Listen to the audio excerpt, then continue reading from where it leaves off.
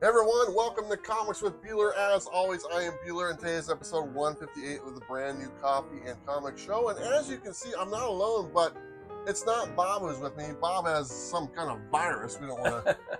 We don't ask questions. Very contagious. Yeah, we just assume that that's what's going on. But we got the Sleepy Reader 666 Damien here. How you doing? Cheers. Very glad to be here. Yeah, he's been on here before. I miss Bob. He does the Between the Covers segments. Yes. He's done a couple. He did one with me. He did one with Bob. But now he's sitting in the co-captain's chair. I'm not going to go between the covers today. Yeah, we're not doing that because he's in the covers. I'm already inside. Yeah, the whole thing is in the cover. So, yeah. But we got a lot to talk about. First thing we're going to talk about is the coffee we're drinking today. And right now, let's take a sip of our coffee. Cheers, my friend. And I will say, this is from Comics on Coffee. It's better than what we had last week. Yeah. And this week we're having the Horchata blend, which is really good. I got to give them credit. Last week we had the one, what was it? The blood orange or whatnot. Mm-hmm. It was okay. This is a lot better. So if you guys... I'm amazed they can even put horchata flavoring into coffee. You know, it's because it's like a milky, cinnamony drink. It's from rice. From rice milk, yes. That's what I was told last week. I've drunk horchata. You like it? It's good. You have weird things in your fridge. I do weird things. Yeah, because I've been to his house. Green things. He's like, here, try this. And I'm like, no, it's gross. I take one sip. I'm like, no, I don't want any. He's talking about kombucha. It was gross. It was gross. But I mean, I tried it. I was game. You were very brave. You tried it. But this coffee, like I said, it's really good. If you can go to their website, comicsoncoffee.com, you can enter the code Bueller. You save 15% on all your coffee stuff. You can get the Batman blend. They got Lord of the Rings. They even got tea. We talked about that before. Maybe I should have had tea since you're here. You like tea? Yeah, but coffee's good. I like coffee. Coffee's good. So, yeah. It's tea not bad. on comics, but it's not really tea comics. There's no other shows called... Is it Lord of the Rings or something? Yeah, it's Lord of the Rings. It's like the Frodo blend. So we're about comics. We don't care about that. Yeah. I've never seen a show called Tea on Comics or Comics on Tea. It's always... the coffee and tea on Frodo. I don't know. Yeah, okay. Let's not get carried away. Let's start off with our rundown. We'll tell you what's going on in the show today. I'll go with that right now. The first thing we're going to do, we'll have some announcements. We'll tell you who the giveaway winner. We'll also give our new Patreon shout out. We'll have our first 5 by Comic Capsule. We'll have our Castle's Corner, the Energizer Bunny of the show. It gets you going on a Monday morning. Yeah. And he's got another, go figure, he's out of control. So anyway. In a great way. Yeah, in a great way. We love that guy. Topic today is from the 616 Comics. Our topic is pet peeves on comics. We changed that from last week because we were supposed to do our thoughts on grading and slabbing. That's really an area that Bob has a lot of experience in, and I kind of want to have him on the show to talk about that because we have difference of opinions. Mm-hmm. And both me and Damien are kind of in the same opinion, Yeah, so we're going to hold off. So next week we'll be hitting on the slabbing thing and the grading thing. Right. We also have Robbie's Pick of the Week. We actually have a copy of the book, and actually he read the Pick of the Week. So good job, Robbie. We'll get to know exactly. We actually know what book it is. Mm-hmm. The last couple weeks have been like, what the hell is he talking about? But this week we got the actual book. Off the rails. We have a Was It Good segment brought to you by Comics on Coffee. We're actually reviewing 4 books each because we're just kind of extending it because we're not doing the covers between the cover. Right. So we're covering the same amount of comics, but in a different way. Exactly. Then we got the Shoot the Shit segment brought to you by Blackbox. We're going to be talking about some interesting things. We'll show you what the new giveaway is. We'll talk a little bit about AI because apparently not everybody likes AI. And some people get all fussy about it. But you know what? We're just having fun. So we'll talk about that. I got a lot to say about it. Yeah, exactly. Then we'll go with our final 5 brought to you by Comic Capsule. And then you know what? We just wrap it up and go from there. So you ready to get the show going? I am ready. Okay, so let's start off with our announcements, and we'll start off with our giveaway winner. And our giveaway winner from last week is none other than David Posner. And that name's very familiar. I know David. He's been a viewer for a long time. Basically, all you have to do to enter the giveaway, you just leave a comment on this video, and you're entered, and we randomly pick a winner. And David, I believe he's won before years ago. Okay. And I've actually had lunch with David when I went to his town. Does he comment a lot? He comments every That's time. why the name's familiar. Yeah, he's always, and we've read his comments quite a bit. Great job. So we'll tell you what the giveaway is for next week towards the end of the show. So if you want to see some of the stuff we're giving away, and our giveaway is some 616 Comics exclusives that they sent us that we're going to be giving away.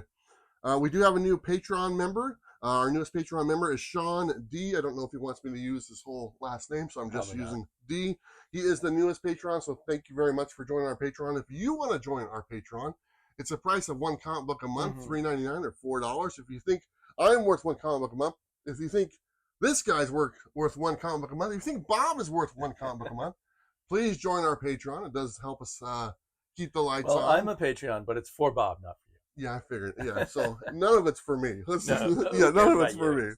me. So thank you so much to Sean for joining our Patreon. I also want to say I'm going to switch things up a little bit. I've been asking people, hey, on the preview video about the topic for the week. I've noticed that if I ask it on my Instagram, I get a lot more feedback because it's easy to access. You don't have to watch a whole video to see what it is. So going forward, I'm going to put the topic on my Instagram. So if you want to follow my Instagram, it's Travis_comics with Bueller. And you can go and I'll put the topic out there next week and you can comment on that because I'm getting a lot of responses on that. So go to my Instagram, Travis_comics with Bueller, and you see all the videos I do about comic book stuff and also the topic for next week. And also I'm going to switch the previews video back to Wednesdays just because this video takes some time to edit and stuff and put together. Give yourself some more time. Yeah, give me some more time. And it's still telling people what's coming next week. So exactly. Either way. So I'll try to get it out like Wednesday morning or before noon is kind of the plan. It was coming out on Tuesdays for a while, but going forward, it's going to be back on Wednesdays until kind of the Comics and Coffee runs its course. Right. And actually, this is the 4th episode. There's only 4 more to go. We're only doing 8. So, well, hopefully you'll be dragged back to Oregon again. Maybe I'll do it's it my again. favorite show. I'll leave the set the way it is. Hopefully it's still here when I get back. Will love it. Yeah. Okay, so that's the announcements. Let's go ahead and get to a first 5 brought to you by Comic Capsule. The link is down below. If you enter the code Bueller, you save 10% on all your Comic Capsule goodness. And first thing before they show the books, I want to show this thing right here. It's been sitting there for a little bit. It's called a comic cape. And what it is, it's a clear backing board. And you can see, like, this is a perfect book This to show is you. my favorite thing Comic Capsule does. Yeah. I love this clear because I've got so many comics with these great wraparound covers that I then never see again. There you go. So this works really well, and I've showed this before because I did a specific video on this, but they have the little tabs on there that peel right off, so it makes it really easy to get the right. I found it. I'm not on. always good at peeling things off, but that was really easy to peel off. Oh, that's why I keep my clothes on. But what the heck? His mind goes straight to that. No, it didn't. Your mind did. But it's a great system because you don't get any fingerprints on it until you're ready to put it in the bag. Yeah, so if you're looking for a clear backing board, they got them. They're called the Comic Cape. You can pick those up at the website, and the code works on that as well. Ordered a bunch. But why don't you start with your first 5? Okay, first up, I've got, slippery. I've got the Incredible Hulk. Wait, what's the number? 143. 143? With the Hulk and Doom. A great cover by Herb Trimpe and John Severin. In a comic capsule. In a comic capsule. There you go. They're all in the comic capsule, by the way. You know what? This is the one I forgot to look up who drew this. This is King Size Special number 7, Sergeant Fury and the Howling Commandos. I'm guessing that's a Marie Severin cover, perhaps, but I don't know. I think it's a Liefeld. It might be a Liefeld. It might be a Liefeld. When he was very young. Yeah. And speaking of Liefeld, Captain America 106 by Jack Kirby. That's not. I'm sure he's a big inspiration. Yeah. There you go. This is one of my all-time favorite covers. That is pretty cool. Really pops. You have 2 of these. Yes. This is Amazing Adventures 18, the very first War of the Worlds, starring Kilraven in this very fashionable clothing. You know, Bob has that outfit. Yes, I've seen him in it many times. No, you haven't. No. Okay, that last one for you.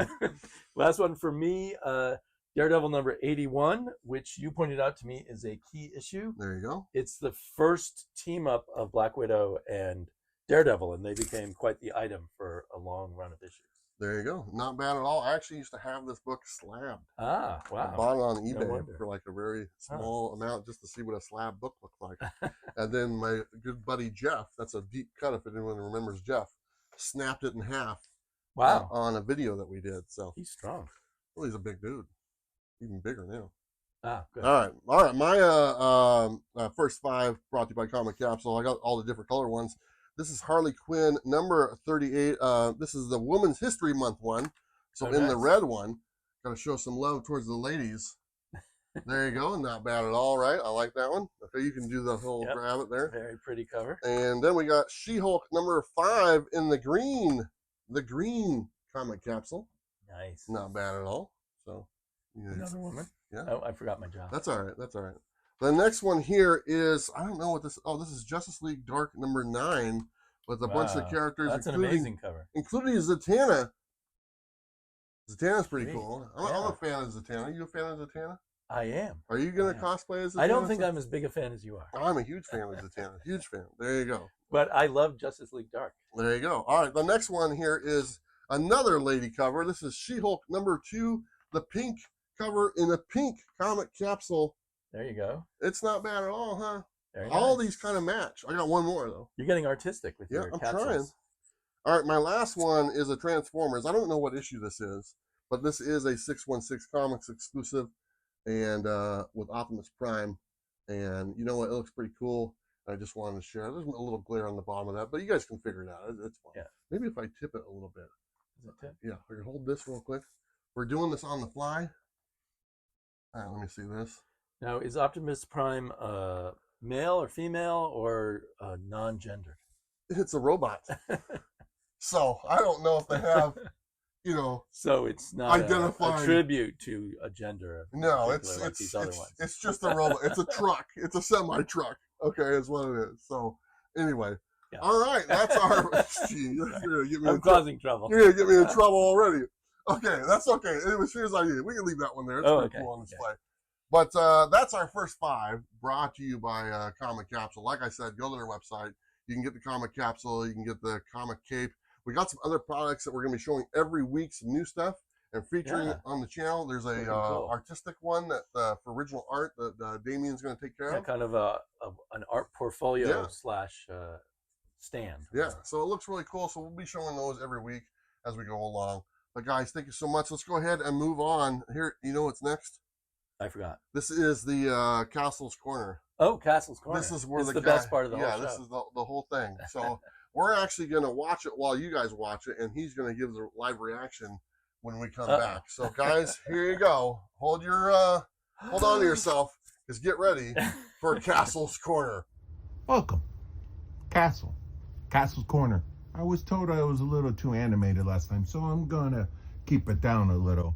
Screw that! Ha! You can't keep a good castle down.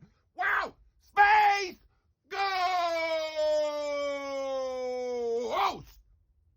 Freaking amazing. I am telling you right now, this book is the best superhero book on the market. I'm telling you, Space Ghost. Space Ghost. I can't even talk. I'm so excited. Whoa, I gotta keep it down. No, I don't. I gotta bring it up. David Propose and one of my favorites, Jonathan Lau. Dynamite is kicking it, killing it. They're kicking it. All the other books to the curb. I'm telling you, Jonathan Lau's artwork is amazing. I'm so excited. I can't get the art out to you. I can't get it to you fast enough. You know why? It is so freaking good. Space Ghost is not funny. He is awesome. The kids are great. They're not freaking corny. And you got the monkey blink, zink, blah. I don't know his name. You know why? I don't care. Because everybody else is freaking, oh, that's advertisement. Can't do that. Space Ghost is like a cop who's trying to make 2 aliens what are we gonna do? They want to get together. They've been fighting all the time, but something goes wrong. Jace, you screwed it up, Jace. They're in trouble now. So this book, I'm trying to get to a good Space Ghost. Oh, there you go. Oh, this book came out Wednesday. Little late, but I don't care. You know why? I'm Castle. So, get this. Love you guys on Coffee and Comics. Travis, Bullseye Bob, you guys rock. Damien, too. I love you. I'm so happy to be a part of your show. And you know what I can do? And you? Stay punished! Space Ghost. Woo! Yeah, so that's our buddy John all the way over there in Florida. And guys, that's how he is. Yes, nonstop. Nonstop. He's got a lucky wife. We spent days with this man in Florida at MegaCon. Both of us have. Yes. And he is full of energy all the time. And apparently he's a big fan of Space Ghost as well. Yes. Have you read? He's making me want to read Space Ghost. You haven't read it. I read the first few issues. I was enjoying it. Okay. But I kind of went on and read other things. Now, what do you think about him throwing that book? Do you take offense It kind to that? of raises the blood pressure a little. You get a little angry about that. I remember one time Bob threw a book and people comment, "What'd you do to the book?" Was that when it slipped out of his hand? No, it's when he was throwing it. He did Bob it actually on his did it. thing. I didn't think Bob would do that. He does. He's a book thrower. Wow. I myself, I'm a book bender. I roll them up and put them in my back pocket. I don't care. But that's what I would have done in the Space Ghost. But no, that almost gave me a heart attack. But you'd be okay. He works in a comic book shop, and there's so many comics. He probably, he's probably not doing that with all the comics. Yeah, that was the reader copy. That's that's his own copy. Yeah, that's probably the reader one. But our buddy Castle or John, thank you so much. If that doesn't get you going on the Monday morning, I don't know what will. John is a superstar. He is. Okay, let's move on to our segment, or the topic of the week, which is brought to you by the616comics.com. Link is down below. Our topic this week is pet peeves about comics, collecting comics, publishers, whatever it is, whatever your pet peeves are about comic books. We're going to talk about them, and we're going to discuss your comments. We each got like 6 comments, and I'll let you go first because I got to pull mine up, so you are up. Okay, well, ToothDoc95 pet peeve is renumbering titles back to issue 1. It's hard to keep track of which volume is which. I have this problem all the time, especially when you're looking for back issues and you think you've found, number 2 of what you need, and it's actually number 2 of a different volume. Yeah. It's kind of insane. So do you think it's more of a problem with like Marvel and DC as opposed to like independent books? Because I've had a conversation with Blackbox Comics about this. And they did a series to where they were just going to go from issue 1 through 5, and then a couple of years later started up again at 6. Okay, and I told them, I said, don't do that. Yeah. I said, since it's been such a gap, start at 1 again. It's okay. I think that's okay for people to get on board, because if you're jumping right at 6 after like 2-year gap, you're like, oh, where are these other ones? And they're nowhere to be found. Well, there's 2 sides to that, because like I just recently picked up a comic that started at number 1 again. And it was in the middle of the story. Okay. I happen to have read the first 4 comics that came out 2 years ago. Sure. But if I just picked it up and thought, oh, cool, a number 1 comic, it would make no sense to me. Yeah. So I think, it's bad to wait 2 years if you haven't finished a story arc. If it's a new story arc, I'm all for what you're saying. Yeah, and I think that it was somewhat of a new story arc start. Okay. I had asked him, I said, do they need to go back and read the first 5? Right. And he's like, no, they can start, but it would help, obviously, because it's got a little bit of backstory. But to me, I was like, and we talked for like an hour. I was like, dude, you should just start at number 1. I go, just go number 1 again. Well, I think in that case, you're right. Yeah. And it's different for the small presses, of course. When you've got so many Spider-Man number 1s, Spider-Man Volume 8, Spider-Man Volume 9, it's just totally confusing. Well, like, to give you an example, the Batman book that's coming out right now, the legacy number on there, it's almost to 1,000. And this is issue 150 or whatever it is, or stuff like that. But they put the legacy number on there so you can see it at least. So, and there's probably 4 or 5 different Batman number 1s now. Yeah, exactly. Okay, really I got the next comment. I mostly agree with that, Pete. This one is from Scott PDX. This is our buddy Scott. Oh, yeah, Scott Hazelwood. Yeah. Oh. Yeah, that was we just edit that out. Yeah, we're not going to edit that out. Sorry, Scott's Scott. a great artist. We'll just do a great guy. bleep. He's probably got his whole name on the book, right? He does. He has his whole name. Yeah, he's got his whole name on the book. Look for zines by Scott Hazel. There you go. He says writers getting all the credit and publicity. We all know artists are the real heroes. I wonder why he says that. Yeah, he's just because he's an artist, I guess. I think so. I think he's a little biased. He's just jealous of all the writers who really deserve all the credit. Well, let's be honest. In the 90s, the artists were the rock stars. They were. I mean, Rob Liefeld sitting there on the Arsenio Hall show and hanging out with Eazy-E. Yeah. It wasn't who wrote that? I don't know. Yeah. No one even cared about Chris Claremont anymore. They only cared about Jim Lee. That guy. Man, that guy. You ever went to dinner with Chris Claremont? The pendulum swung too far the other way. Yeah. Yeah. So now, I'm just picking a name, but you'll see a volume, like a collection. It'll just say Batman by Matt Fraction. Yeah. And it won't even mention the artist. And I do. I think of the artists as being at the very least 50% of what makes the comic good, Sure. if not more. Yeah. So it's ridiculous to do everything by the writer. Yeah, and I think a good comic, and I think a lot of people will agree with this, is the artwork tells the story just as much as the words do. Exactly. Yeah. And when you get a really good comic book, that's what it's doing. The artwork is Right. telling the story, the words are telling the story, and that's what makes a book kind of shine. Yeah. It has kind of a 50-50 split on it, as opposed to the artwork carrying all the weight or the words carrying all the weight. And I can think of a few books where I've been like, oh, the words are great and the artwork is horrible, and it took me out of the book. Yeah. And vice versa. So vice versa, or the words, or the art's good, but the words and the art aren't really doing much together. yeah, exactly. You know. Okay, you got the next Scott one. has reason to be angry. Yeah, Scott, he's an angry guy. But I think things will go back, get better. He's an angry guy. Okay, Lewis creating art. Okay. His pet peeve is cover A of a book being printed on very cheap paper. Mm-hmm. Books arrive with printer marks, scuffs, and spine ticks. It forces you to pick up the more expensive cardstock variant or a less desirable variant cover.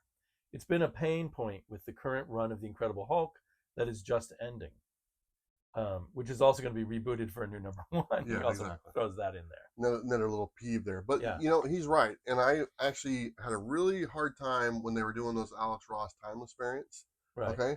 Because towards the end of the run, I remember with the Punisher one, which came out like a couple months after the regular ones were coming out, Yeah. you could see through the cover because it was so thin. You could see the advertisement on the other side of the cover, and it's like just slapping the artist in the face, Right. you know. And so I think that And the customer. exactly, it's like toilet paper. And here's the thing, Marvel is very guilty of this, and he pointed out a Marvel book in there. Right. Marvel is the worst. Yeah. Other people do it sometimes. But Yeah. Marvel's the worst. DC a little bit sometimes, not as much. Yeah. Marvel, pretty much every single A cover is like that. You know, I think Image is pretty good, you know, with it. Right. I think, let's see, Dynamite is actually pretty good with it as well. And I heard someone in publishing, I think it might have been Dan DiDio when you were talking to him, Mhm. talking about saving 1/4 cent. Yeah, it was. They're saving such a small amount of money Yeah. by putting that lousy cover stock on there. It's not even a penny to put Right, it on right. that thing. So when I see something that also is like has the cardstock cover and the book is $1 or $2 more just because Right. it's a cardstock, and we Yeah. talked about that before too. It's like, come on, you Right. know. For that extra 1/4 cent, they're charging you an extra $1. There you go. It's a real Okay. slimy thing. I got the next one. This is from Fatty Boom Batty, which is our friend John, who's not here today. He's getting his haircut. I don't know. But he said, people who complain about too many variants. This guy's going the other way. Yes. Okay. It's not like you have to purchase them. It doesn't affect you unless you are a stockholder. Maybe. It also gives more work to artists. And we're talking about artists quite a bit in this. So I kind of like this. Yeah. But Fatty Boom John Batty, has probably said this to me in person when I've complained about variant but he covers. throws in some swear words. It calls you a bitch or an idiot. Yeah, Jesus. Okay. Oh, it's always fun having him here. But John, our Fatty Boom Batty brother, Yes. he's very much opinionated on this, and he loves variant covers. yes, he really does. And he does have a good point. Yes. Other people shouldn't be bitching to him just because he's buying something he Yeah, loves. yeah, exactly. But there's a lot to choose from, and Right. he likes having the option. Is there too many variants? Yeah, probably. But it does give other artists work. Right. But it is your choice. The bottom line is, it comes down to your choice, what you want to buy, what you want to have in your collection. My one sort of, and I've kind of mellowed out about variant covers over the years. I have too. My one sort of niggling worry about variant covers is if the publisher puts so much energy into variant covers that they don't care about what's inside the comic. Because I am the under the covers guy. Yeah. I like between the covers. Guys. between the covers. We don't want to know what under the covers is, but between the covers. Yes, sir. Anyway, I just, in that case, and I don't think most times that is the case, but it does sometimes feel like maybe they don't care about what's between the covers. Yeah. I just don't buy those comics. Yeah, so, I know. like John would tell me to. Yeah, but he's like, just get this because it looks nice. And you know what? I buy a lot of comics just for the cover. but I never pay full price. Right. I go dollar bin shopping. Right. You're for the once- master of those dollar Yeah, because I bins. like to put stuff on display here and look nice behind you or whatnot, or in the first or Right. final five. Right. So I'm buying them on the cover. I don't even know what book it is sometimes. I just, oh, it's a really cool art. I'll show it off on here. And like I said, I don't like Yeah. paying more than $1 or $2. And it's great that people love art. You know, comics are keeping alive a certain kind of illustration art that, you know, the rest of the world's kind of passed by these days. Exactly. Okay, you got the next comment. Oh, my phone keeps dying. That's okay. We got time. Hey. This guy. TM Nerdy. Hey, Hey, we know that Travis. He has a fantastic channel on YouTube. Everyone should check that out. People selling comics or art that make you wait months or never send them at all. Well, that's a problem. That's a real reason to be peeved. Yeah, I mean, if you buy something and you never get it. Sounds like he's been ripped off. Yeah, well, he is up there in Canada. Well, that might make it worse. Yeah, because they got the shipping's quite a bit of money and stuff like that. People decide, oh, I don't feel like shipping to Canada after all. Yeah, but I mean, hopefully you don't repeat that process with the same seller or buyer. Right. You know, as far as like, oh, they never sent it to me, and I bought something else, and guess what? They never sent that to me as well. As far as like it taking months, and I can address something right here. So just so you guys know, on the giveaway, we're gonna do all the giveaways together. Maybe TM's complaining about you, but nobody's paying for this. Okay, this is free stuff. But I'm gonna ship them all out together, so I have the information from people who sent me their stuff. But I'm just gonna ship them all together. Yeah, and just do them all at once. So they're coming. And you've been upfront about that. Yeah. So anyway, I don't think that was towards me. There are people who will scam you in comics, especially online. It's easy to scam people. Yeah.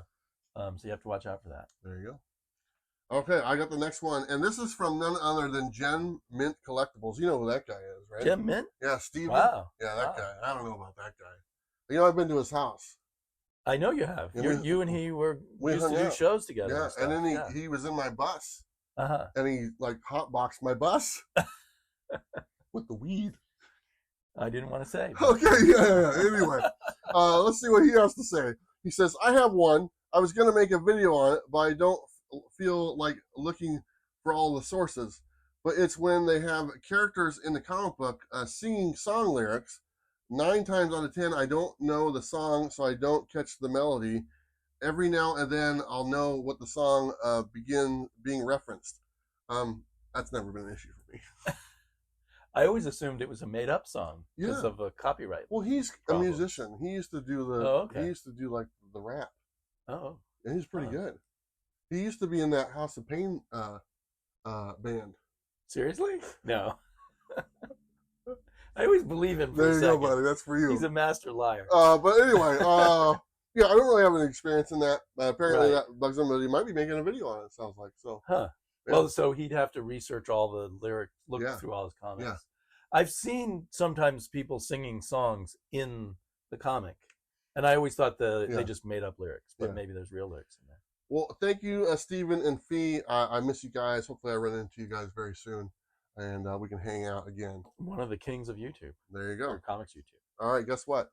You're up again. Okay. Cycling Monk. That's kind of a cool I like that handle. He says, I love comic books, but I hate when the title character is not on the cover in some way. Mary Jane and or Black Cat on Spider-Man covers are the worst. My opinion, no hate mail, please. I totally agree with that. Yeah, there's been a lot of covers to where like, and especially they've been doing the Disney ones for a while. Right. And it's like, this is Amazing Spider-Man, and like they have the Fantastic Four homage of Mickey and Friends. Yeah, I'm like, what am I looking at here? That doesn't make any sense. I'm sure there's some parents who picked it up thinking they're getting a Mickey Mouse comic for their kids. Yeah, so I understand what he's saying. That specific instance does kind of drive me nuts or whatnot. If the characters, that's always the variant covers. Yeah, right? Yeah. If the character's in the book, you know, if it's not the title character, but it's like the character's in the book and they're the ones on the cover, I don't have a problem with that. True. As long as they're part of the story. Yeah. But, you know, like he said, like on those Black Cat ones or whatever, you know, they'll always put that on the cover. But it is mainly the variant ones. Yeah. And like, I'll give you an example, like the Flash books. Mm-hmm. Why is he always running on every cover? Every cover he's running. Like he can't just sit down and take a break for once? I mean, a whole pet peeve is covers that don't have anything story-wise on them anymore. Yeah. They're just a pinup. They look nice, but I get tired of it after a while. I know you do. Yeah. I'm sorry. You Okay. know everything I do. about me. Okay. Apparently, I'm Sadly. learning stuff every day. All right, this next one is from none other than Rob Boswell. He says, "I hate it when you take a book to check out at the counter and the seller has to check the current sold value to potentially change the price of the book. Never does it go cheaper." That's the correct. Very true. Yeah. Mark your sell price and sell it for what it's marked, period. Now, I like the fact, we talked about this on a couple episodes ago, but I like the fact that you notice, like, they never mark it down. Right. Okay, so like, it's $5 on the thing, and they look it up, and it's selling for $4. They don't mark it down to $4.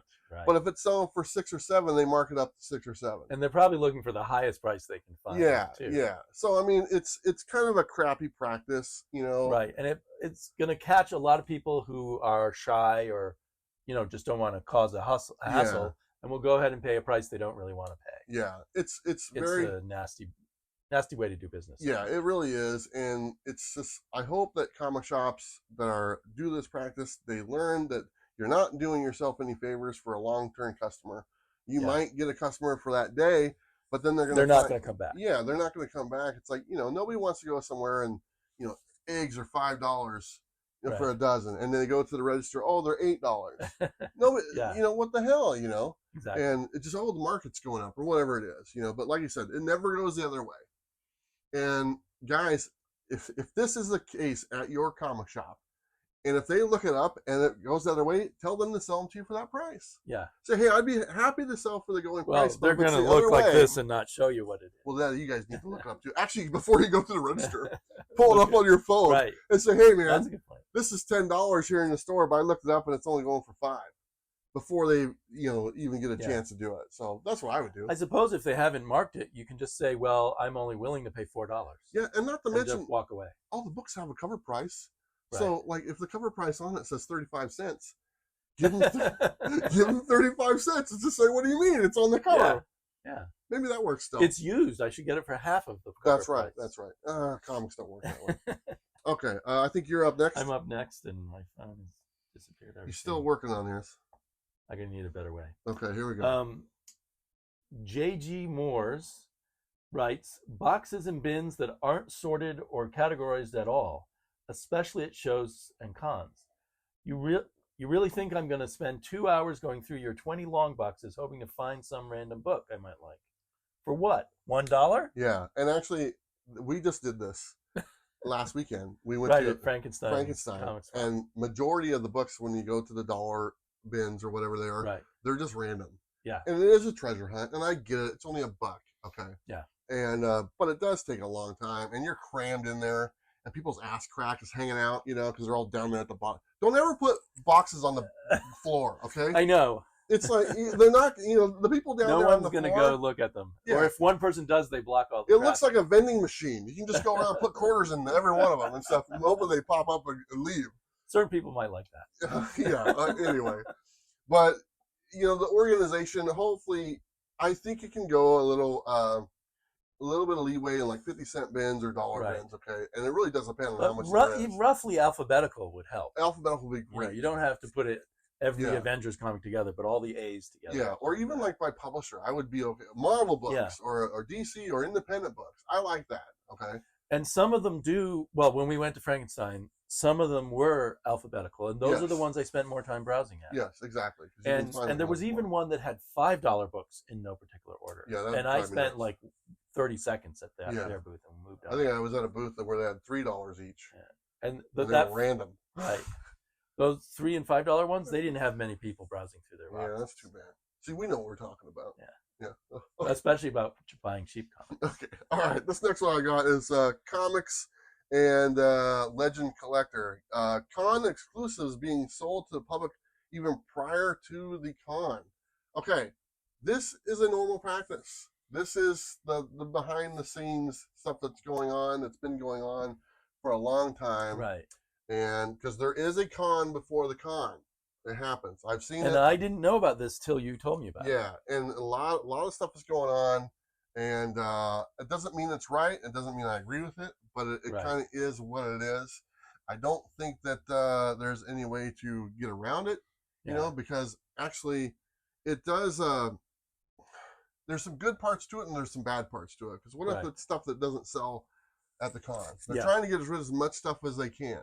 So if they got vendors buying stuff before it opens, okay, or people are there before the public gets a hold of it, then they get rid of some product, okay. Maybe that stuff, it doesn't sell during the con, and maybe vice versa. Maybe it's really hot and people want it. So they're playing the game to where they're trying to get rid of as much as they can. And there really is a con before the con, and it goes on for like almost a half a day. Right. Well, since you told me about it, I've talked to my comic shop owner, and he goes around and wheels and deals with other dealers where they buy bulk amount of comics from each other before the fans come in. Yeah, very much so. And so in fact, that's one of the reasons he goes to cons is to buy comics from other dealers. Yeah. And if, like, say a con starts on Friday, I mean, they're getting there on Thursday, and the wheeling and dealing starts the moment they walk in the door. Yeah. And you might not even see some stuff that you were hoping to get because it's already gone. Yeah. And there's been a lot of controversy. I didn't realize it also applies to the variant the con exclusives. There was some stuff, this is beating a dead horse, but the whole C2E2 thing a few years ago before it all got started and stuff. Like I said, it's a common thing. I mean, it's not my thing. I don't hardly buy anything at all at cons. Never appeals to me whatsoever. But it goes on, and stuff, and I don't know. And then here's the thing: I'm a patient guy. I don't need to buy something right away. And most of the time at these exclusive con books, if you just wait, you'll get them cheaper. You'll get them way cheaper. Way cheaper. When we went to MegaCon, and that was, I think, my first really big con, variants were huge. And so con variants are one reason people go to cons. Yes, it is. So I think it maybe behooves them to stick with that idea that we won't sell them to other dealers until the con's over. Yeah. They want to make money, but in the long run, the fans want to believe they're getting an exclusive from the con. That's true. So they should be, I think, on that aspect of their wheeling dealing, they may be cutting themselves off at the foot. Man, these dealers. We'll see. All right, you're up next. I think this is my last one from Nerd Storm Comics. I love that handle too. I think that it's annoying when a writer has a great book going and then a crossover event happens. Oh man, I hate that. And that writer has to tie in issues of their work. They do their best, but it's usually never great and almost never important. If you want an event, just write one and keep the regular books going. Thanks. So I 100% agree with that. I remember there was an event going on and it kind of interrupted Daredevil. And we all know who the big fan of Daredevil is here, Bob. Yeah, Bob. And he was so upset. Exactly. That like for 2 issues they had to tie this thing in, and the story was flowing so good up until that point. And it just like. And often the writer loses their mojo after they get interrupted, so that the story doesn't wrap up as well as it might have. So it's really quite damaging. And if you're reading it in a collection, it's like, where does this come from? It doesn't even make any sense. Now, the other option of that one, and a lot of people kind of have a problem with this one as well, is the individual tie-ins that come out of it. So instead of like doing a tie-in on Incredible Hulk number 25, they do a spin-off, Incredible Hulk number 1 and 2, of just for that event. So which way would you like it to go? I like that way a little better, because at least you can choose not to get the spin-offs, and you probably learn pretty quickly, I don't need those spin-offs. I remember being really pissed when Catwoman and Batman were getting married, and they had like 5 single issues that were leading up, like bachelor parties and this and that. And I bought them all, and they were all $1 more than the regular price at the time. And then they didn't even get married. Oh, that's too bad. That really pissed. That was my biggest peeve for a year or two. He gets angry. I remember the King in Black storyline. That was the miniseries Donny Cates and Stegman were doing. And then they had all the tie-ins. They were individual, like I just mentioned. They're at 1, 2, and 3, like Avengers, King in Black 1, 2, and 3. Yeah. And so they didn't tie them into the ongoing series that were going in. So that was kind of nice. And they did a bunch of separate ones. And like you just said, even though those tie-ins were there, you didn't need them. Right. You just read the original thing. The other stuff really didn't add to it. So it can go either way. But But for the most part, I mean, I 100% agree with Nerdstorm. Yeah, we don't want you getting upset like you were for a year and a half. A year and a half. I was cursing Tom King. Okay. All right. Calm down there. Okay. I got the last one here. It says, this is from Collecta Development or something like that. He says, I really dislike collectors who only go after slab keys and don't or never will read the actual story. The key is part of the story arc. I find that disingenuous. Okay, so I have an opinion on this. Go ahead. And and I've said this before. I'm going to use an analogy. We are all pieces of the pie. Okay, so the guy who's buying just to slab something or just to collect it for a value, they're pieces of the pie. Right. For the people that are buying it just to read and enjoy comics, that's a piece of a pie. For the person buying just for the artwork, that's a piece of a pie. This pie is not big enough for any of these people to leave. So if you take out just the collector, or just like what he just mentioned, the rest of it doesn't survive. The economic pie. Yes. Yeah. Exactly. Right. So even though that's not the collector that you're kind of associate with or kind of find the same common ground, right. They need to be in the hobby. All of us need to be in the hobby because the hobby's not big enough if we lose one of these. Right. And so that's my thought on that.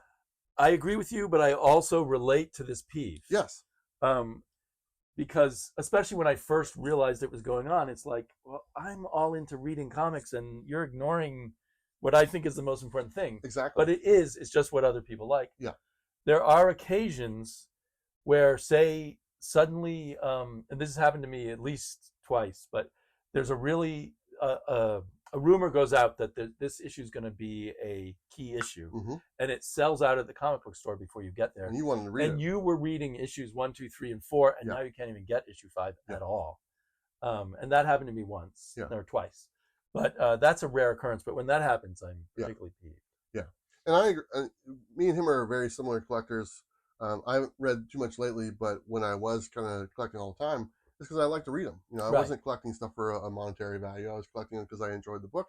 And I've kind of looked at this in the bigger picture, and that's kind of where I got my assessment from as far as the whole pie graph thing. Right. And I just kind of see it for what it is. I see that like it just they need all these pieces to survive. And I wish that for me, I wish everyone would enjoy the books the way we do, because that's what they were meant for. But I do see the value that these other people bring into the market. And you know, it keeps the stuff going. So thank you for all collectors, all types, for doing what you're doing. The bottom line is I want comics to succeed, comic stores to succeed. I'm always so grateful to anyone who runs a comic book store. Exactly. It's a hard business. So anyway, they can make money. There you go. Okay, that is our topic. That is our pet peeves. Do you have a pet peeve that you wanted to talk about? Is there something that bugs you? I think I related to every pet peeve here except for Gem Mintz. Okay. I never thought about that. Yeah, before. I didn't. We don't know what. But you know, he's on a higher level. Yeah, apparently. I don't know. But so I think all my pet peeves were covered. Do you have any others? You know, there were some other ones in the comments, and one person said, and I made a pet peeves video a long time ago. It's like my 5th video I ever made. Right. And a lot of people watched it. And one of my pet peeves was tape. And I still don't like tape because tape gets on your book. And I have some minor things like bags and boards that, you know, don't fit your comic, or you put you put a regular book into a Golden Age book, or vice versa, or whatever, you know. And so that was like one of my pet peeves. But now I don't even use bags and boards, so it doesn't make any difference. And I don't use tape. Yeah. I just try to tuck it in as best as possible. He just tucks it in there. He just tucks it right in there. Or sometimes I don't even tuck it in. He doesn't even tuck it in. So anyway, he just kind of lets it go. Anyway, so there you go. Flapping free. There you go. Guys, do me a favor, go to the616comics.com. The link is down below. They got a bunch of good books, including this one right there. And I'm actually think I could just put out a video that's highlighting a bunch of their books on their website. And actually, if you go in their back catalog, they got a bunch of stuff on sale. And, but they're selling out pretty quick. So check them out. The link is down there, all that good stuff. So the next thing that we go to after our topic, we go to that one guy. Oh, that guy. That guy. The guy that, I think of him as the party monster. The party monster. Woo! I got very drunk, partially because of him. I got something else because of him. I think we're talking about the same person. Yeah. It's the same guy. Anyway, guys, let's go ahead and take a look at Robbie's pick of the week. Bueller is Travis, Bullseye is Bob, Robbie is Rockin', and Damien is a snob. Oh, and my pick of the week is... Okay, so it is Invisible Man, number 3. This is Robbie's pick of the week. I have not read it, but I know that this gentleman right here has read it. Yes, I've read it. Is Robbie right? It's a very good book. I don't know if it would be my pick of the week. Okay. But it's very heady. It's very narrator driven, and it has beautiful art. Mm-hmm. And I'm just not sure. I think by issue 4, it's only 4 issues long. Yeah. By issue 4, I'll really have made up my mind. Yeah. So it's interesting that Robbie chose in issue 3. It might have been that this week was, had less going on. Yeah. The artwork is fantastic, and it's a cool idea to sort of do a prequel to the Invisible Man, showing the scientist who becomes the Invisible Man become more and more evil and twisted as he experiments on animals and then people. Well, this is by James Tynion. Yes, who is a master of horror. Yeah, he likes doing that stuff. Yeah, and he's making the Invisible Man even more horrific, I guess, by doing it. Really? Way. Yeah. I haven't read it. Robbie's a huge horror fan, and he has a much broader perspective on horror than I do. He likes horror. So I can see why he particularly liked this. it. Yeah, he went to a horror fest or whatnot. Right. Last weekend. And he makes videos about horror movies all the time. He hung out with a bunch of people in horror movies. Wow. Including Robert Englund. He was the guy. Oh, really? He was the guy with the long fingernails. Yeah, dragon Nightmare on Elm Street. That guy, yeah. He really all was disfigured. Yeah. Anyway, I've read the Mummy one, which is part of the Universal Monsters series. And I like that one. Mm-hmm. So I have the Creature from the Black Lagoon as well. I have the 3 issues of that. I think I'm missing the 4th. So I've read the first one of that. I like that one as well. I haven't read this one yet, but I think I'm going to jump on it. I think you'll like it. Nice. And I think you'll like the Frankenstein. All of them actually. The Yeah. Frankenstein one and the Dracula one were really great too. Yeah. Well, it's nice that we actually have a book that Robbie picked that we're like, okay, and we saw his other pick like this weekend that he had a couple weeks ago. The cover price is like $8. Wow. And we saw it at the store. Yeah, we're like, we're not gonna get that. What was that? High Strangeness. Yeah, something like that. I'm pretending to smoke a joint. Yeah, did you?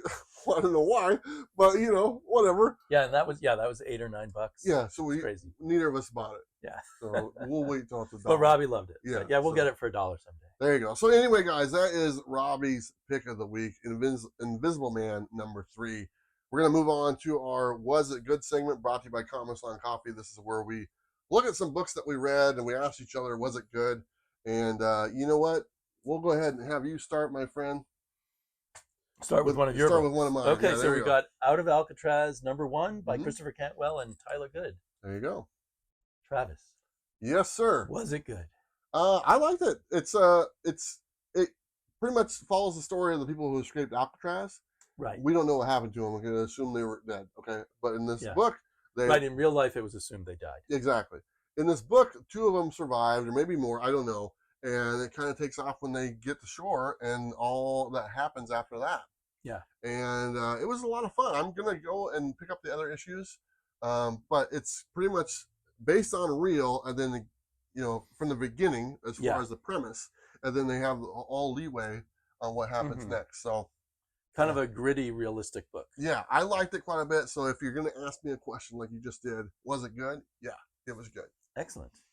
All right, what's up up next? next? Keep doing yours? Or we'll do all mine right up. There okay. Oh, there's a very cool one. Uncanny Valley, number 1. There you go. By Tony Fleeks and Dave Watcher. Yeah, sure. Watcher. Yeah. Was it good? Oh, there we go. I almost forgot. Yeah, I forgot where I was. He's new. He doesn't know what to do with his hands. So, yeah, another great book. I'm pretty happy with my books here. This one was very original, okay? And it was a really fun read. It was quick. It was snappy. And I got into it. And I'm a friend of Tony, and he told me about his book before. So I'm glad I got a chance to read it. I picked this up at the Frankenstein for like $1. I picked up most of these for $1. But it was fun. So you can't tell him you've been buying his books because he won't get that money. Yeah, sorry. Yeah. Somebody bought it. But you can tell him you liked it. Somebody bought it. Somebody bought it. Yeah. But yeah, it was fun. It's about this mother and son, and then apparently like his grandfather is like a cartoon character and stuff. And there's a whole bunch of things going on, and there's been a bunch of issues out. So this is just the first one. But it may have wrapped up now. I think it did. I think he told me that they're going to have a graphic novel come out of all the stuff. Oh, nice. But it's a fun book. It was just fun. I enjoyed it, and I look forward to reading more if I can pick them up for $1. Yeah. So and did you like the art? Yeah, it was fun. It was good. These first 2 of yours I have read also. Yeah. So I really like the art in that one. And the artwork has the cartoon character, which looks very cartoony and stuff like that. Right. So I like that. Okay. Yeah, melding cartoon and reality together. There you go. All right, this next This one has no title, it's Punisher but I number would one. guess it's the Punisher. Oh, number Yeah, one. yeah. So, Travis, Punisher number one. Yes, sir. Was it good? I liked it, and I was looking for this for a couple weeks. Obviously, our friend Castle, he's a big fan of the Punisher, Yes. as we all know. And I think someone else is too. Yeah, I'm a fan of it. You're a big fan. Big fan, yeah. Isn't he your favorite? He's my favorite. Yeah, Yeah, he's I my thought favorite so. character. And so I couldn't find this, so this was the second printing, and I found it this past weekend. It's a very bloody book, which is what I expect. Mhm. It's very Punisher-esque. It says Red Band. It's a on the red back. band book, yeah. And I read some other Punisher books, the other Punisher Knights one that came out. Uh-huh. Right, Marvel Knights. Yeah, I do have to say, I thought the other one was better. Okay. I enjoyed this one, and this is more classic, Punisher Right. stuff. But I do like the other one a little bit better. But I will keep on going with both because Right. they're both pretty good. Was it the story or the art or both that made one better I than think the other? the premise of the Marvel Knights one was a little bit Uh-huh. more. Oh, that's different than what I've Right. seen before, and so I like this one. This one, like I said, it's kind of more classic Punisher Mhm. type stuff. So you enjoyed both, but Yeah. one was even better than Yeah, the and other, he kills a bunch Yeah. of people, which is always which good. is kind of what he Yeah. does. But so yeah, that's why I like it. Anyway, Punisher number one, not bad. They haven't done Punisher go pacifist yet, No, have they? not yet. Okay, Batman Hush 2, which is also Batman number 159 hmm by Jim Lee and Jeff Loeb. Yep. So, was it good? It was really good, and I read the first part a couple weeks ago, and now I've got like 4 or 5 of the books. I'm reading them Oh, cool, consecutively. cool. And I like the storyline. I do have an issue. I mean, here I'm reading the Punisher before. Okay, Right. Punisher pulls the trigger. Yeah. Okay. Batman does not pull the trigger. Yes. If anything, he saves Joker's life. Which It's- seems nuts. Yeah, it's like, and this is the old question. It's like, Right. if he would have just, ended his life, Yeah. how many lives would he have saved? And this question is raised in this book. Yeah, This is yeah. what it's asking. In this issue, it's like, just you could have let him die. You didn't have to save him. You didn't have to kill him, Right. but you also didn't have to save him. Okay, and he chooses to Especially, save him. I mean, I haven't read this issue, but often he saves him at the risk of his own life. Exactly. Which is nuts because he's going to kill a couple thousand Yeah, people. yeah. in So the it's like, future. maybe, I mean, it's a comic book. I mean, Yeah. come on. But Right. anyway, that dilemma, that moral dilemma that Batman has, in this book, Right. they've done it before, but it's the same question. It's like, why are you doing this? And like, they have the Red Hood guy in here, and He he's like- kills people, right? Yes, Yeah. and yeah. he's trying to kill Joker. It's like, let me kill him or whatever and Yeah. stuff. Anyway, but I like it though. I like this. This is the second part. I think I have the third, fourth, and fifth. I think it's still going on. I'm not sure, but honestly, all 4 of the books I read this week, I liked all 4 of them. That's awesome. And I actually read a few other ones as well, and I'm actually on a roll. I think every book I've read this week, I liked all of them. So There are a lot of good comics out right now. You just, yeah, got to find them. yeah, it's like you can go to his channel and find out which ones are pretty good There because you he go. does videos on them. Yeah. Okay, it's now time for me to ask this guy Was it good? the same question, and I'm curious to see what he says. Okay, so the first one, we're gonna stick with Batman. This is Detective Comics number 1102. I'll show you how it's done. Damien, was it good? Yes, it was very good. Okay, I was very satisfied. is that all? It's written by Tom Taylor, who is an excellent writer of superheroes. Mhm. Drawn by Mikhail Janin, who is one of my favorite DC artists. So I thought it was, peak level Batman stories. Yes. In the detective mode, he's contracted this disease that will kill him. Okay. He's got like 34 hours to solve the mystery. And so they amp up the tension. He gets some help from Oracle, and they're working on solving the mystery. It's a very, straightforward kind of Yeah. Batman story, done really well. Very cool. So we both got 2 Batman stories Yeah, that we we like. both like the Batman. All right, you can hold on to you can keep that book. It's yours. So It's pretty. all right, this next one is Crypto, the Last Dog of Krypton, number 5. Damien, was it good? Meh. Yeah.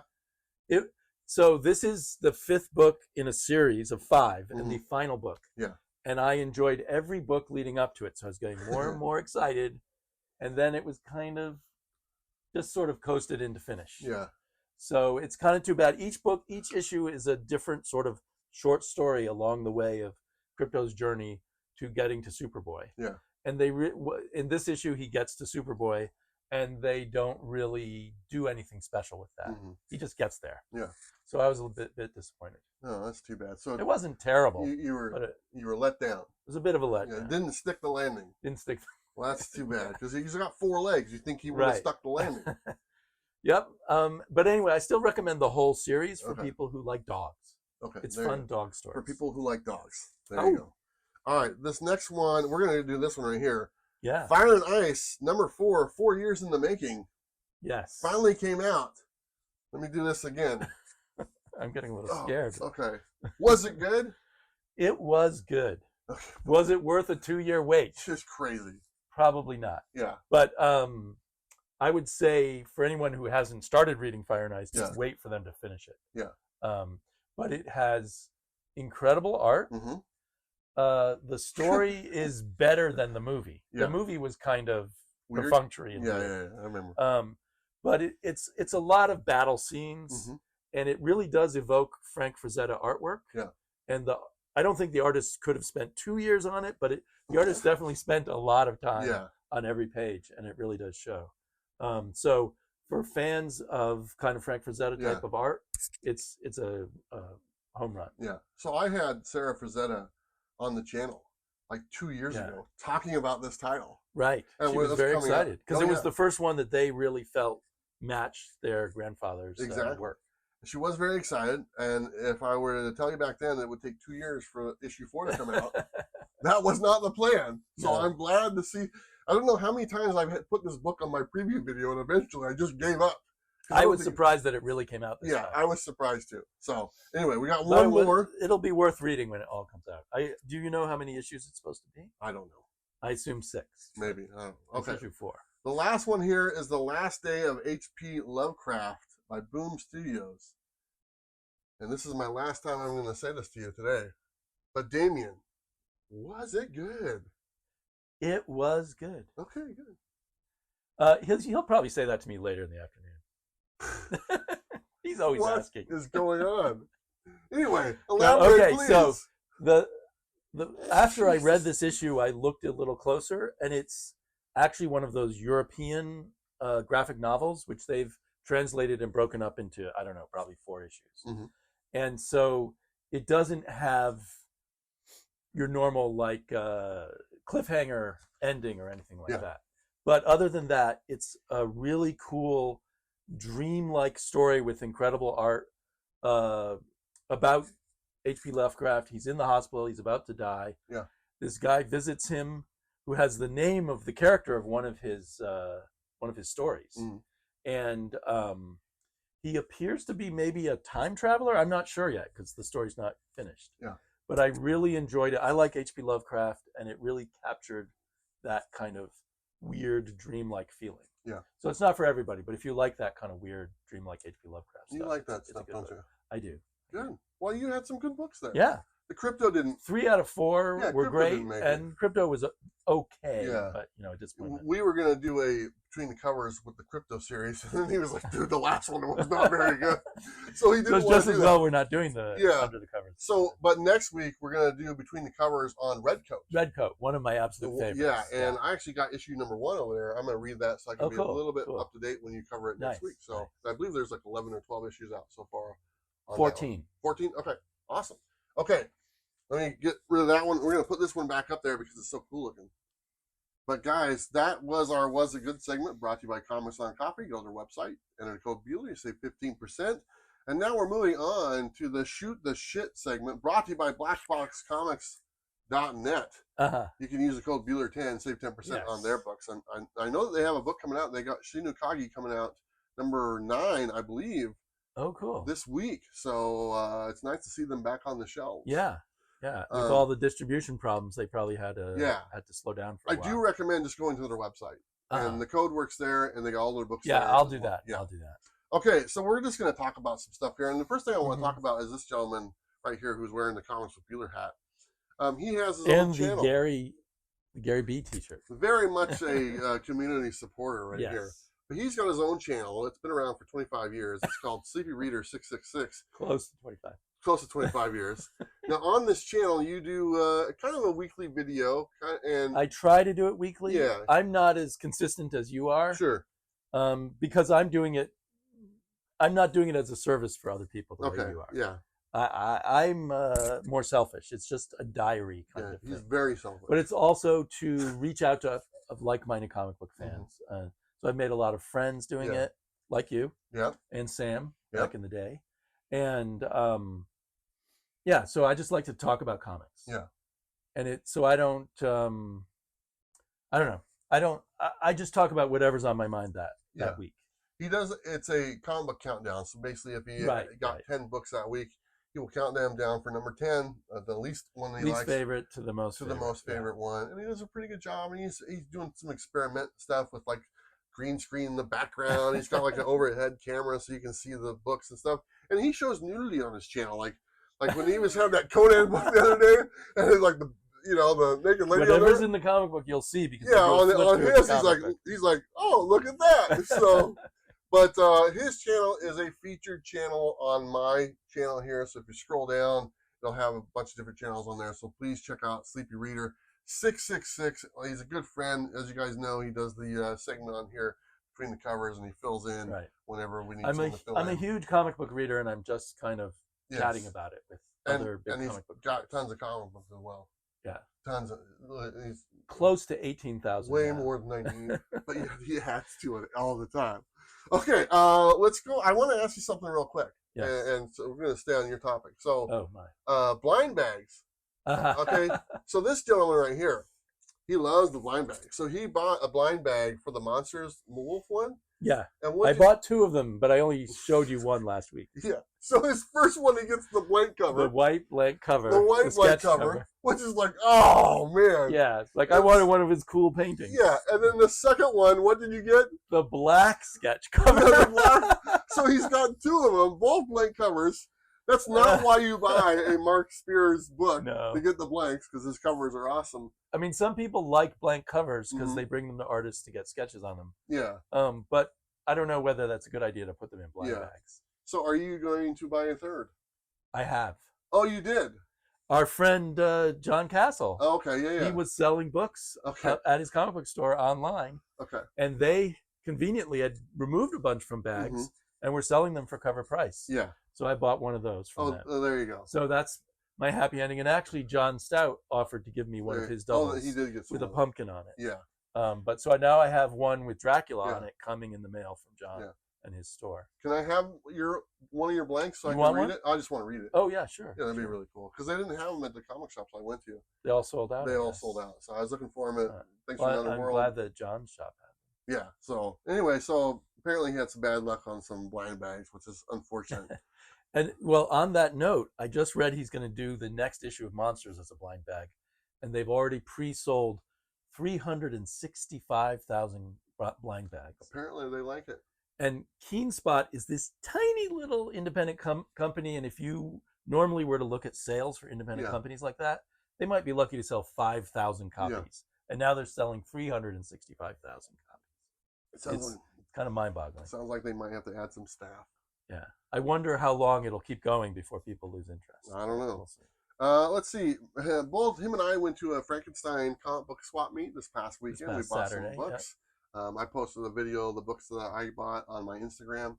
I'm planning to do a little haul video showing what I got. Yeah, I've already seen him. He showed them to me. He got some really cool stuff. He got some foreign language stuff. Some British ones. British reprints of Marvel. And those are really cool. So guys, go check that out if you're making a video. Yeah, of that I'll stuff. make it in the next day or two. It's really good. That Frankenstein is a lot of fun. It's fantastic. I mean, if you go to a cons to buy comics, you might as well just go to one like this. You pay $1 to get in, and there's a bazillion. There were 2 floors. Of people selling their comics. And there were some of our friends there selling. And a lot of dollar books. I mean, I didn't spend more than $1 on all of them. I got almost about 50 what, bucks. Like 33? 50? I looked up because I went back in there and there was that 50-cent box and I bought like 6 or 7 from there. Wow. That's where I found that autograph one that had the autograph of the Batman artist on one of the books in the 50-cent box. Yeah, you never know what you'll find. Yeah, so I grabbed it and then put a book on top of it. Yeah. So that way, So they wouldn't look closely at it. Exactly. There's 6 books here. Well, and our friend Scott Hazelwood, who was commenting earlier, he had a table where he was selling his books for $1. Yeah. And that's and where I bought some of those books. Another friend, Jack, Mm-hmm. who does the zine, Stapled Spine, he was there selling his zine. And Bronze Age Nerd and Big B McFly, They were there as well. They had a table together. Yeah. So I might do a table sometime. Yeah, Get rid of a few thousand books. Believe it when I see it. Okay, we're going to go to this other thing. We're going to talk about AI a little bit. Ooh. Because he was like, came in here, he's like, I got an idea. And he's like, we should talk about AI. I already put on, it's already on the list. Okay. And so let's just go from one direction. So Jim Lee came out and said that they're not going to use any AI on any of the Was that at New York Comic Con? I think so. He was giving a panel or something? Yeah. And people have posted it all over the internet. Yeah. Says as long as he's at DC, there will be no AI art whatsoever. Yeah. So is that why you wanted to bring it up, or was there a different reason? I was thinking about that, and then a good friend of mine posted 3 AI shorts. Who would do something in a like row. that? Who would do something like that? You. I did. Now, one of them was I was on a buffalo. Yes, I like that one. In an airport. I worried about who would clean up after the buffalo. Yeah, so obviously it's AI because there's no buffaloes in airports riding through the terminal. The AI did a pretty good likeness of you, but the voice was a little off. No, I thought it was pretty good. Yeah. I thought it was good, but I thought it was right on the money. What was the other one that you saw? I thought it was a little different than your voice. Did you see the one where I was boxing? You were boxing with a sloth? Yeah, that was fake. Yeah. Because sloths don't box. Yeah. And these weren't like long clips. There was like less than 10 seconds. Right. And then you were talking with 2 women at a bar about comics, and that was obviously fake because we know women won't talk to you. Yeah, and actually John's Comics with Friends said that on the comment, and so women won't talk to Bueller. Now, here's a fun fact about that. Not true, one. Women will talk to you. So on this AI thing, and I was just messing around the other night. I think it was kind of fun. But I asked AI, I said, you put your name in, whoever profile is, and I said, do people like comics? And then it generates a video. Okay, and it knew to put you in, or were you already like in a mode where it'll put you in because it's got your profile name on it. Okay, so I just asked, do people like comics? And that's all you wrote. And that's all I wrote. And so it generates these videos, and I had like 3 or 4 different videos it generated, and it's just like, hey, what did you write for the boxing the sloth? Boxing a sloth. Oh, okay. So, or hitting a sloth, or something like that. Very generic. So it wrote the dialogue for you. Yeah, I don't write it. I'm not that smart. It recreated your voice, wrote the dialogue for you. Yeah. So, and that's what that was. That was the next episode of Coffee and Comics. Will that be AI? If it's 10 seconds long. I don't know how to do the other stuff. I guess you'd have to pay a lot to get a really long one. So the good news is AI thinks that people like comic books. Ah, right. Because it could have said no. It could have said, no, I don't like comic books, or hey, what are comic books? Should have had women at a bar slapping you and saying, no, I don't like comic books. It just causes a bunch of problems. But anyway, I was just having a little bit of fun, and apparently AI likes comic books. Right. And it likes me on boxing a sloth and riding on a buffalo in the airport. So how do you feel in general about YouTube videos made by AI? I've watched some. I mean, I've watched some of the stuff that they've done for like they've done like these AI videos about like, oh, this is like the Flash Gordon and it's what it would look like today, and it's kind of all glossy and stuff like that, Right. And I've watched some of the morphing videos, like when they morph from a Batman to a Hulk, or they combine the two. They're kind of cool. I mean, I'm not going to waste too much time on them. I've watched a few that are like, what if AC/DC was a swing band or something like that? Yeah. But it concerns me a little bit. Like it's fun to goof around with. Yeah. But what if someone came along and figured out how to get AI to do a show similar to yours and siphon away some of your audience? I mean, that's a possibility. I mean, it's not, I don't know. I mean, people have different opinions on AI, and everyone's opinion is valid. Don't get me wrong. But, I look at also like animation. What's animation? What's, right. What's the ones they do at the Lion King, and now they do a live version of it, or whatever it is, and that whole thing is animated. And it's like, so what's your take on that? Do you have a problem with like cartoons? I mean, those are all animated in a certain way. Well, they're animated, but there's a human being who created them and did all the thinking. Yeah. And I think Jim Lee's point is any AI is work that has in some way been stolen from human artists along the way, and he's supporting human artists. Yeah. And let's keep art human. Yeah, and I agree with that. Yeah. And I think that anything that takes away from people's profession or whatever it is, or takes money out of the pocket. I don't have enough money to buy a buffalo. Yeah. I just don't. No, And- I think what you did, the goofing around on the shorts, that's totally fine. Yeah. I kind of want, in my ideal world, AI would be limited to certain areas. Like Yeah. it's great for science to help them figure out how to cure Sure. cancer or something Yeah. like that. But I don't like the idea of AI art professionally. Yeah. One of my YouTube friends made a comic book with AI, which he just showed on his channel, which was fine, but it did make me nervous to see that someone who just writes some dialogue doesn't have to do anything else. Yeah. So I hope that sort of intellectual copyright Sure. laws limit what AI can do. I would hope so too. I would hope that stays, like I said, taking jobs away from people that are doing this, artists, creative people. Yeah. I don't like that and stuff. But And even if you didn't care about their jobs being taken away, Yeah. in the long run, if everything creative is done by AI, it's not going to be great. Yeah. Great for our grandchildren. Yeah, it'll be horrible. Well, it'll be people. Human creativity will be kind of discouraged. Yeah. It'll be. I mean, That's kind of Yeah. a lot of this talk about AI where we don't know where it's going, so it's just a guess. What might happen. I don't know. I'm not smart enough to know where it's going. It's happening very fast. Yeah, I'll show you the video of me boxing a red panda. Could you do a video of you and Bob boxing? We could just do the real one. Well, you I could have, if you I have want. access to that. Okay, I don't have access to a red panda. Well, That's true. That's yeah, true. so it just kind of is what But it Bob is. is sick, so you could Yeah. just.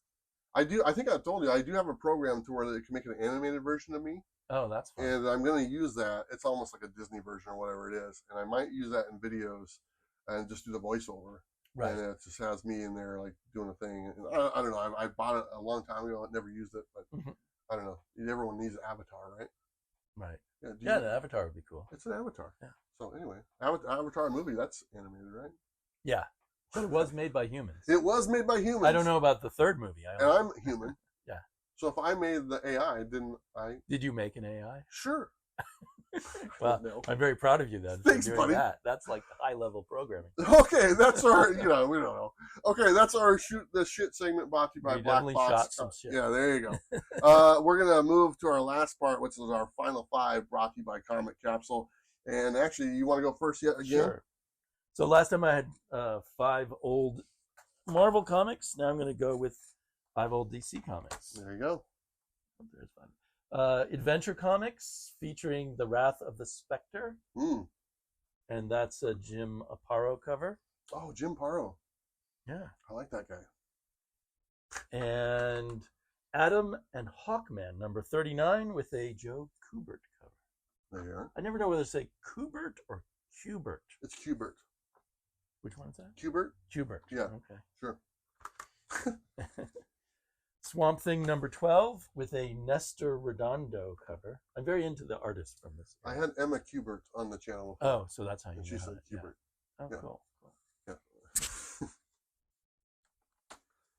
All right. And Green Lantern Green Arrow number 82, a 15 center Nice. with a Neil Adams cover. And all these are in the Comic Capsule goodness right there. Yes, There you go. They're nice comic. Neil covers. Adams. I like these black ones. Yeah. And more Neil Adams from Detective Comics, Batman and Robin, number 395. I believe this is the first issue that Denny O'Neil and Neil Adams worked on together. Nice. Not bad It's at a all. favorite of mine. I like your variety of older books. I'm going to go the other direction and show you some new Because you ones. sold all your old I know. books. Well, I have like 5. Your van equals all, or your bus equals all the older books. I have like 5. Oh, well, Okay. I don't even know. This is Sheena. This is a Sheena book, okay, from Dynamite in a yellow comic capsule. And just so you guys know, I'm repping the comic capsule t-shirt as well. Oh, right now. nice. So, but the really cool looking yellow Dynamite one, Sheena, it's kind of got that, She's not quite Shanna. yeah, or maybe, I don't know. Anyway, there's that one. All right, you do your part there. Oh, I there you forget go. about my part. Here is the blue comic capsule with Spawn, number 25. Like I said, I always try to tie in the colors to the comic capsule as well. Nice. Always love me some Spawn Spawn covers goodness. are always great. Aren't They are good. They're really good. Next one I got is Old Man Logan, number 1 in the orange comic capsule. Not bad at all. I like that one. Old Man Logan. Nice. This other one in a clear comic capsule. This is Captain America number 600. Got this at the Frankenstein comic swap meet for $1. Sweet. And it's a really cool cover. It's not Alex Ross. I thought it was. It's somebody else. Let me see. I could be wrong. It doesn't say on the back. I don't know. It's It does look like Alex does look Ross, like Alex. but it could be, I mean, an imitator of Alex Ross. It's imitator, yeah. Last one I got is the Scorch number 37. This is, of course, Bjorn or whatever his name is. He's a good dude. I've met him before. But yeah, in a black comic capsule. So that is my final 5. You can leave that one there. That's fine. He wants my books. That's what. Even though he has tons of books, he wants more. Yeah. But go to the comic capsule. Use code Bueller. Save 10% on all your comic capsule or comic cape or cloak or frames, all the stuff they got. So there you go. They keep expanding their line. They do. Hey, I forgot this part in our shoot the shit segment, so I gotta do it right now. So you guys want to know what the giveaway is this week? I do.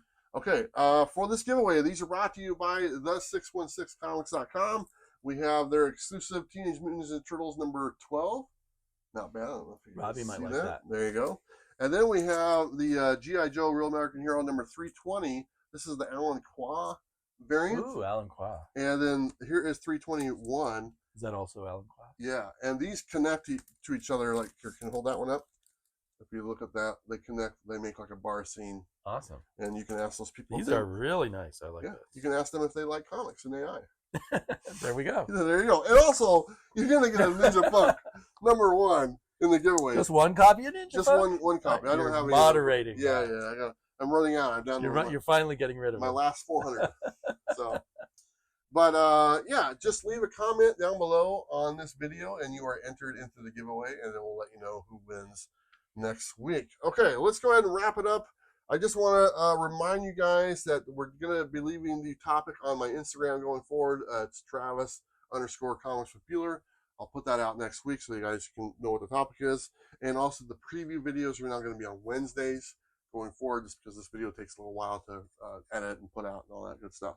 But Damien, yes, it's been a pleasure having you here. It was good. It was good. It was really good. We don't have a studio on it, so you guys didn't have to hear. Yeah, John didn't show up. John didn't show up, and then of course, Bob got some kind of unknown virus. But we had Robbie and John Castle with us. Yeah, so that's a lot of energy. So anyway, I'm curious to know if you can get this right. Do you know what the call out is? Is it, you know what you can do? Nothing? I don't know. No. Okay, I'm going to do it. Okay. Anything you want to say before we go? It was a pleasure to be here. This is one of my favorite shows, so it's very cool to be on it. Yeah, awesome. I appreciate you coming on again. He's been on here before, and he might do some more as well, but he has the between covers on the segment. Yeah, so I'll be butting in every day. He'll be in here. And with me next week, like I said, we're doing Red Coat. But let me close it out, and I'll do it the right way. You don't need to like, you don't need to subscribe. You just need to live your best life. Take care, everyone.